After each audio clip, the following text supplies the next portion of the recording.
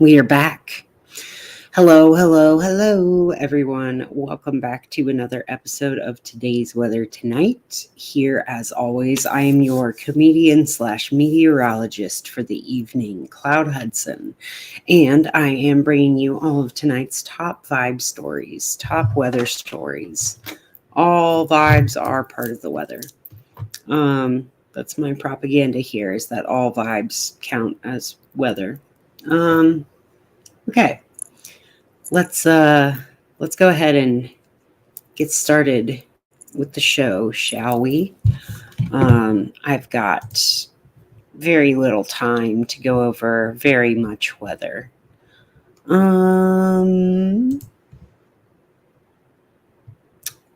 Start with volcanoes. By volcanoes, I mean we're going to start with our weather stories. UK Storm Center. Over in the UK, they've got a named storm that just passed through. It did unfortunately take 2 people's lives. It is UK Storm Dara. Strong wind warnings continued. They had red and yellow wind warnings. 4 yellow weather warnings for wind, and some predicted red warnings. I don't even know. I'm not very familiar with the types of warnings in the UK, but this is some of the damage that happened with Storm Dara. Caused power outages, trees uprooted, and events and travel to be canceled. So this is very significant for the UK. They don't get extreme weather like this. I mean, they usually have lots of rainy weather, but this is very extreme for the UK. They were being told to stay indoors by people who look like this guy. Yeah, very scary stuff. Another fun story that I thought was just related to geology, geography in general is that there was a submarine that mysteriously disappeared beneath Antarctic ice after discovering hidden structures. Now, the hidden structures are not ancient civilizations, but they are actually evidence of the movements of water under the sea ice in Western Antarctica. And the sub that went and got those measurements just mysteriously disappeared. This was back in January, though, so I'm not going to dwell on it too long.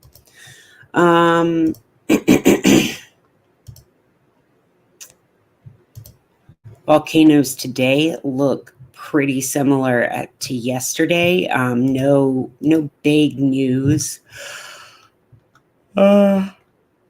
A strong explosion from Dukono this morning. And next we're going to go, this is a very quick show. We're going to check out our earthquakes. 4.2 up here. Not that many in Hawaii. Only a 1.8 and 1.9. Oh, wait, that's because we're in the last hour. Yes, in a day, we had several in Hawaii. We had several spreading across the Aleutian Island chain in that mid-range 4 region. And when you take into account how far they are from each other, they're pretty evenly spread out. Looks like they went bing bong, bing bong. 5.0 and a 5.1 here in the Banda Sea. We had 4.1, 4.4, and 4.5 over here in the Himalayas. 5.2 in Iceland. Wow, that's exciting. At 10 kilometers depth. That was in Hudson, Iceland. That is in an area that has gotten more. Oh yeah, it's near the Vatnajökull, Björnsargadr. The Vatnajökull crater series. Let's take a look at what the Icelandic Met Office has to say about that. Oh my goodness. Okay, let's go check out all these issues together. Okay, eruption on Sudnuk Ski Crater Row. We've got 7 orange Man, the weather's really bad in Iceland everywhere, really high winds. We'll take a look at this on, let's see, on Null Earth right now. Look at how tight those wind lines are. Really fast winds, really tight gradients of pressure. Looking at mean sea level pressure. No, that's not really showing you great gradients, but man, really, really close high and low pressures there. That means the winds are going to be really high. Orange alert for weather, yellow alert for weather, small geothermal outburst flood in Meteorologist, increased conductivity, increased electrical conductivity is measured in Scalmore probability of gas pollution at the source and riverbed. Oh, yes. We get to say one of my favorite words. Small jökulhlaup. Jökulhlaup. Can you say it with me? Jökulhlaup in Lyra South End, Scalum. New monitoring meter in Lyra Siri increases monitoring capacity in the area. Okay, so that was back in June. This is the area in Meteorologist. That is around where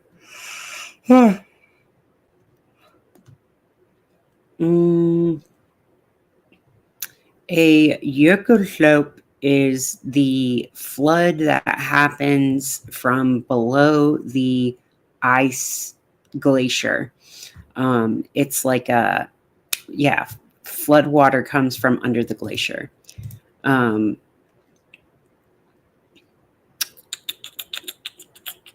had one back in July. The geothermal water from geothermal cauldrons under the glacier appears to have been received an easier route from blah, blah, blah, blah. Anyway, there was a 5.2 earthquake over here in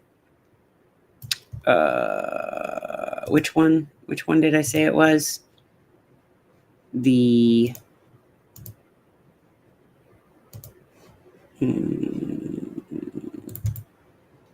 oh yeah, this is near the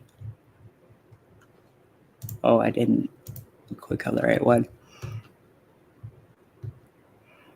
Vatnajökull, which is a glacier. That is not even to mention the fact that there is still an active eruption going on in the Reykjanes Peninsula. Ooh, look at this. We had a 2.1 earthquake down here in South Carolina. That's weird. That is in Centerville, South Carolina. That's on the way to Charleston, kind of in the middle of nowhere near Legend Oaks Golf Club and pretty much nothing else. Round Savannah, just out in the middle of fucking nowhere. Not even near North Charleston, but close. Not near any lakes or rivers either, interestingly enough. 2s and 3s surrounding Puerto Rico, pretty shallow, except for the 2.7. That was at 155 kilometers depth. 4.5, 4.7, and 4.2 down here in South America, marching down the coast. And several aftershocks still happening from that 7.0 we had off the California coast 2 days ago. That's our roundup. There's not much to talk about. Oh, we also have our deep sea quakes, as always, in the Zealandia continent. The deepest one there being the 4.4 at 479 kilometers depth. Now let's take a look at our atmosphere. Yeah. the atmosphere, we are seeing this low pressure system that's been hanging out over the Great Lakes region, finally trying to organize itself into uh, mesoscale or a mid latitude cyclone, but not really generating a very good cyclone. This is like the death of a cyclone. And it's really the last organization stages of this system that's been dumping a bunch of snow in the Northeast. Hopefully, they'll get a break here soon. Oh, yeah, and the analysis just changed so that this low pressure center is now closer to Greater Sudbury.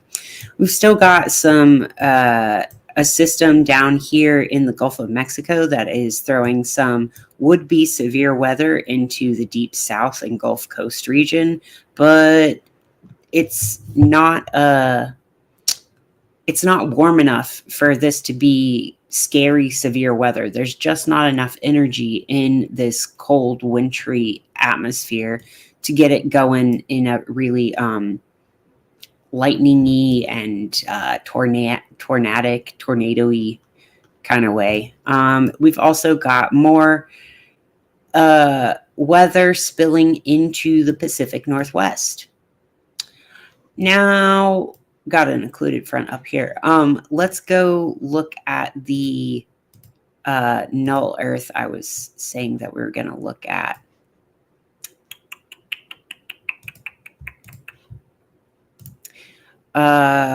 This is, let me take you back to windy because they were showing, it shows really well the wind gusts that they've been dealing with all over the United Kingdom and Ireland. And you can see this really stretched out. Oh, my camera's not even visible right now. You see this really like stretched out, like taffy pulling look to the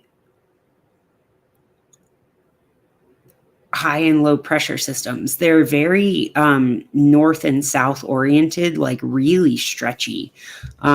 Everything got really stretched out.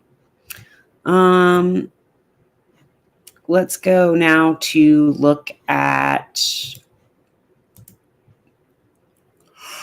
I thought you guys just give me a short one and I mean it this time because I'm very sleepy.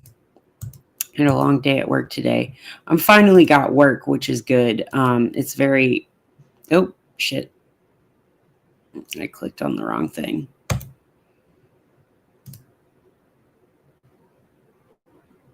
Now I'm going to have to change my source and everything. Hold on.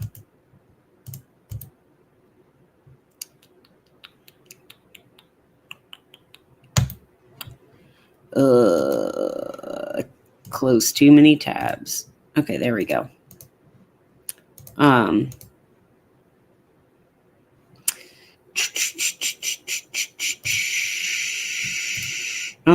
wrong one. Schumann resonances.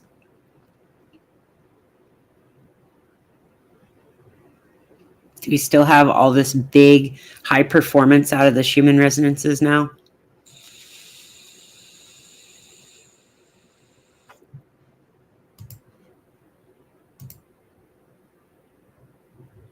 Fuck. I mean, it still looks crazy.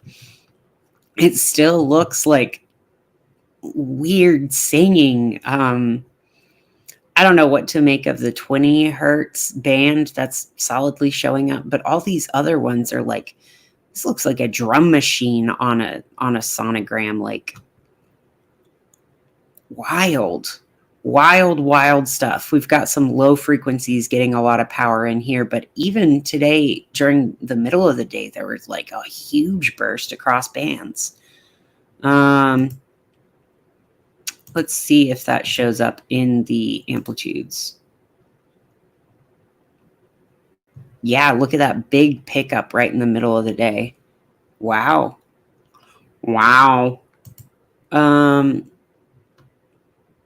Not much commentary from me today. I've commented enough.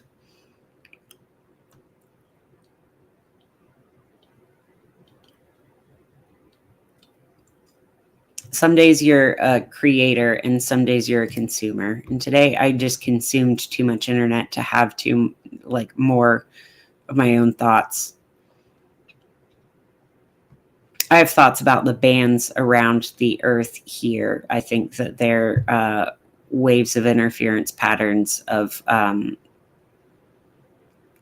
the resonant frequencies around the Earth, but I'll go into that another day when I have more brain space. Getting really low density at the beginning of this, or towards the end of this. Yeah, our contact lens is getting pulled apart, stretchy. Stretched out.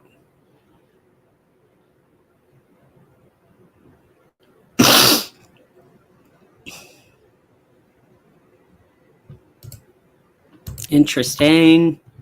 Let's take a look at the pressure.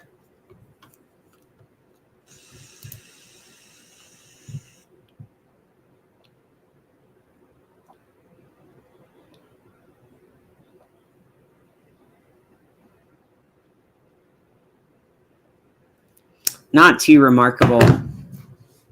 Not too remarkable in our magnetosphere pressure. Let's look at our solar weather. Moderate possibility for aurora to appear in Gillam, Manitoba, Yellowknife, and what is NT? Is that? I forget which province that is. Gillam and Yellowknife. Slight possibility in all these other places.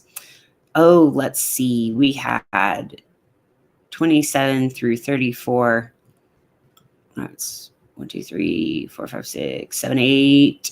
8 CMEs on the 7th with 1 right at the cusp on the 8th. Let's see. One of these had a partial halo potential. Looks like a very pretty flower petal that looks like maybe a 12 or 13 petaled flower coming out of, yeah, I would say that's got an earthward directed component. Everything looks pretty well distributed on its angles. Check out our auroral activity.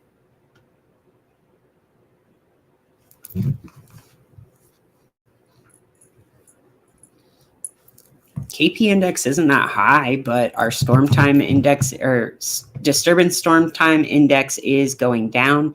And we have a decent southward tilt to the interplanetary magnetic field, which means that anything coming from the sun will couple well with our planet's magnetic field. We have some decent coronal holes as well, sending that wind our way. I think this 3912 is probably where that outburst came from. 3917 also still in a, that's in a beta delta type sunspot class now. And 3912 being the beta gamma kind. Solar protons still look low. Ooh, we had an M3.27 today. So we had 2 M class flares. Looks like those X flares or these X-ray flares are increasing in amplitude. So maybe we're going to get some stronger flares coming up soon. Who knows? I hope the SDO servers come back soon. Let's look at our planetary weather for today. God, guys, I'm being so good and focused and not getting distracted by anything I'm saying. It's a sun day and a sun hour.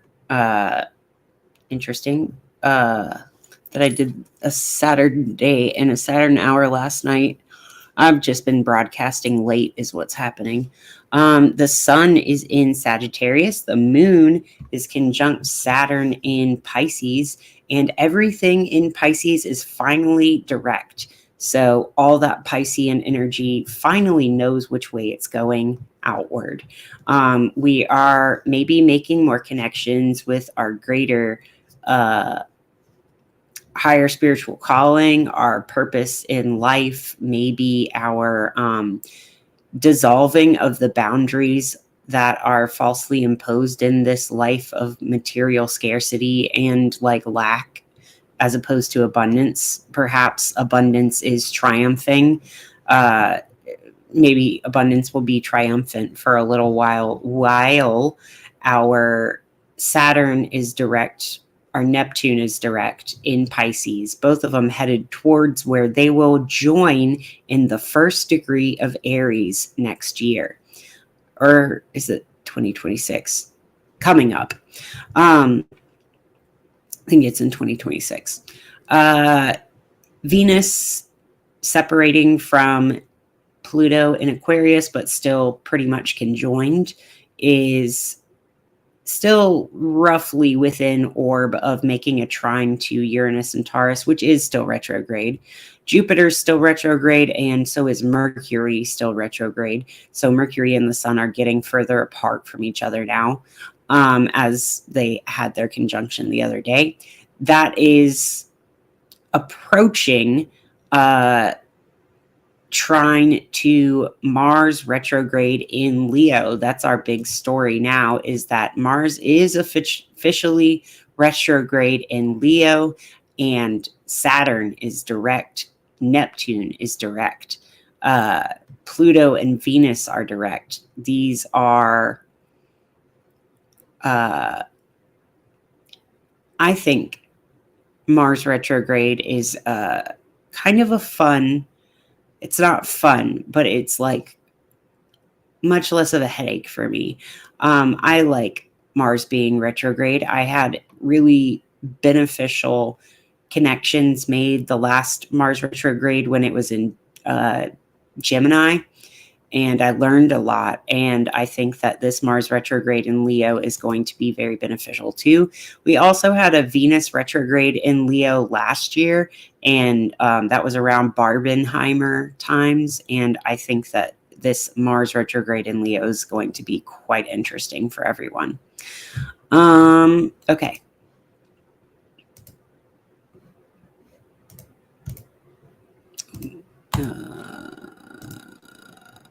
Hey, everybody. Just saying hi. I'm glad you're watching. I did a speed round, a lightning round of the show tonight because I'm not like tired, like I'm going to fall asleep right now, but I need to get back on a regular sleep schedule. I need to get going to bed before midnight, or at least well before 3 a.m. So let's go ahead. Let me play some of the Seeing Bowl real quick to get us all on a heart-centered wavelength, and then I'll get a little vibe reading.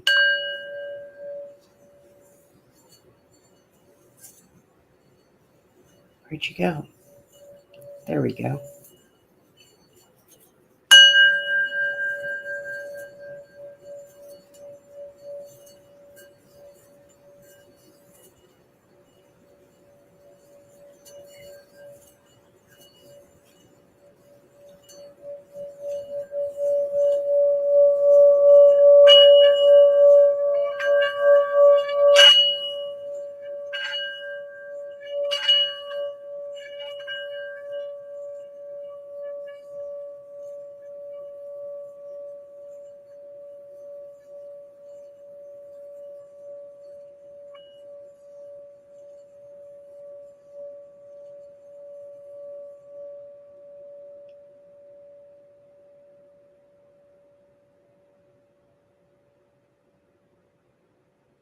Love that.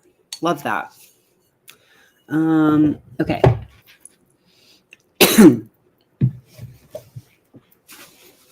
Let's see.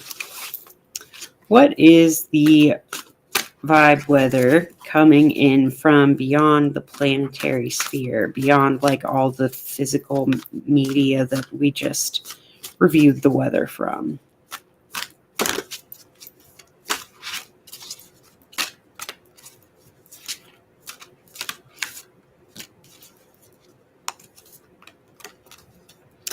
The main event isn't the destination, it's my joyous journey. Main event isn't the destination, it's my joyous journey. And it's got somebody riding on the back of a bird or a dove or something. It says, you did not come forth seeking assignments to complete. You came forth for a reason to flow and to love and enjoy life. Even though you will return home at the end of any vacation, the idea of your holiday is not to complete it as quickly as possible so that you can check it off of your list. The idea of your vacation and of this life experience is to have a joyous experience. I like that. I'm going to leave it there. I think that is enough of a show for tonight. I don't have a whole lot else to say. I love you. Take care of yourselves. Get some rest. And I'll see you tomorrow.